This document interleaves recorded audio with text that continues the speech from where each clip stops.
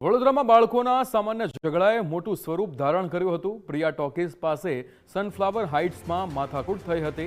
સોસાયટીના પ્રમુખને પાડોશીએ બાલ્કનીમાંથી નીચે ફેંકી દીધા હતા। બાળકોની બબાલ અંગે ફરિયાદ કરવા ગયા હતા પ્રમુખ। પાડોશીએ પહેલા હુમલો કરી નીચે ફેંકી દીધા।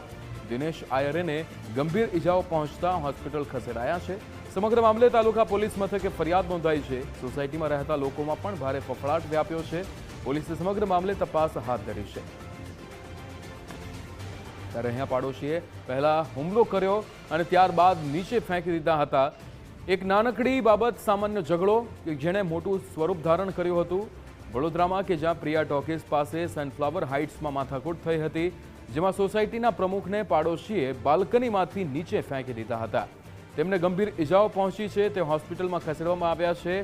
ત્યારે અહીંયા દિનેશ આયરે કે જે સોસાયટીના પ્રમુખ હતા, એક નાનકડી સામાન્ય બાબત કે જેમાં પ્રમુખને નીચે ફેંકી દેવામાં આવ્યા હતા, બાલ્કનીમાંથી નીચે ફેંકવામાં આવ્યા હતા। પાડોશીઓ દ્વારા હુમલો કર્યો હતો અને ત્યારબાદ નીચે ફેંકી દેવામાં આવ્યા હતા। સમગ્ર